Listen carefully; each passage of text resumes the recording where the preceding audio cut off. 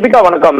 திருநெல்வேலியில் மட்டுமல்லாமல் தமிழகம் முழுவதுமே மிகப்பெரிய பரபரப்பை ஏற்படுத்தியுள்ள கவின் கொலை வழக்கில் தற்போது சிறையில் அடைக்கப்பட்டிருக்கும் சுர்ஜித்தை காவலில் எடுத்து விசாரிக்க திருநெல்வேலி சிபிசிஐடி போலீசார் திருநெல்வேலி நீதிமன்றத்தில் மனு செய்துள்ளனர். இதுவே தற்போது இந்த விஷயத்தில் இருக்கும் அண்மை செய்தி.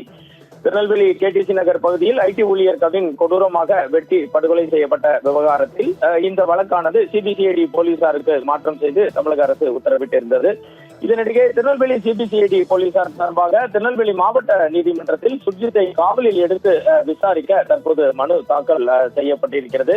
இந்த வழக்கில் இது ஒரு முக்கிய திருப்பமாக பார்க்கப்படுகிறது. எனவே ஏற்கனவே சிறையில் அடைக்கப்பட்டிருக்கும் சரவணனிடமும் இது தொடர்பாக சுர்ஜித்தின் தந்தையார் சரவணனிடமும் தீவிர விசாரணை மேற்கொள்ளப்படும் என சிபிசிஐடி தரப்பில் இருந்து வரும் தகவல்கள் தெரிவிக்கின்றன. சிபிசிஐடி இந்த வழக்கை விசாரித்து வரும் திருநெல்வேலி சிபிசிஐடி டிஎஸ்பி ராஜ்குமார் நவரோஜ் மற்றும் இன்ஸ்பெக்டர் உலகராணி ஆகியோர் இன்று மதியம் தற்போது 10-15 நிமிடங்களுக்கு முன்பாக திருநெல்வேலி நீதிமன்றத்தில் நேரில் ஆஜராகி இந்த மனுவை அளித்துள்ளனர். இந்த மனுவை விசாரிக்கும் திருநெல்வேலி நீதிமன்றம் எத்தனை நாள் சிபிசிஐடி காவலில் கேட்டிருக்கிறார்கள், அதற்கு எத்தனை நாள் காவல் வழங்கலாம் என முடிவெடுத்து அறிவிக்கும் என எதிர்பார்க்கப்படுகிறது. இதனிடையே இன்று காலை பார்த்தீர்கள் என்றால் இந்த கொலை சம்பவம் நடந்தவுடன் முதலாக அந்த சம்பவ இடத்திற்கு சென்ற காவல்துறையினரிடம் திருநெல்வேலி சிபிசிஐடி அலுவலகத்தில் வைத்து மிக நீண்ட விசாரணை ஒன்று மேற்கொள்ளப்பட்டதாக தகவல்கள் வெளியாகின.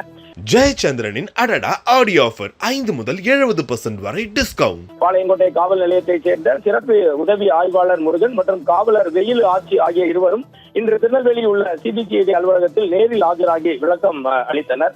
இந்த விசாரணைக்கு பிறகு நாளை மேலும் சில பாளையங்கோட்டை காவல் நிலைய உதவி ஆய்வாளர்கள் மற்றும் காவலர்கள் நேரில் ஆஜராகி தங்கள் விளக்கத்தை அளிக்க சம்மன் அனுப்பப்பட்டுள்ளதாக சிபிசிஐடி வட்டாரங்கள் தெரிவிக்கின்றன. சம்பவத்தின் போது காவல்துறையின் செயல்பாடு குறித்தும் என்ன நடந்தது என்பது குறித்தும் விசாரிக்கப்பட உள்ளதாக சிபிசிஐடி வட்டாரங்களும் தெரிவிக்கின்றன.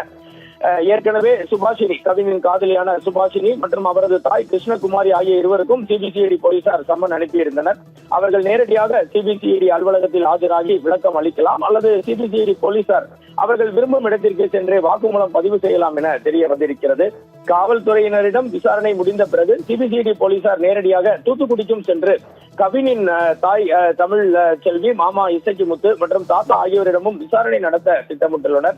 இந்த கொலைக்கு பின்னணியில் உள்ள அனைத்து உண்மைகளையும் வெளிக்கொண்டு வர சிபிசிஐடி தீவிரமாக செயல்பட்டு வருகிறது என்றே கூற வேண்டும். இந்த நிலையில் சுர்ஜித்தை காவலில் எடுத்து விசாரிக்க அனுமதி கோரி திருநெல்வேலி மாவட்ட நீதிமன்றத்தில் தற்போது சிபிசிஐடியினர் மனு தாக்கல் செய்திருப்பது இந்த வழக்கின் அடுத்த கட்ட நகர்வை நோக்கி செல்வதை காட்டுகிறது. தகவல்களுக்கு நன்றி வனராஜ் சங்கர்.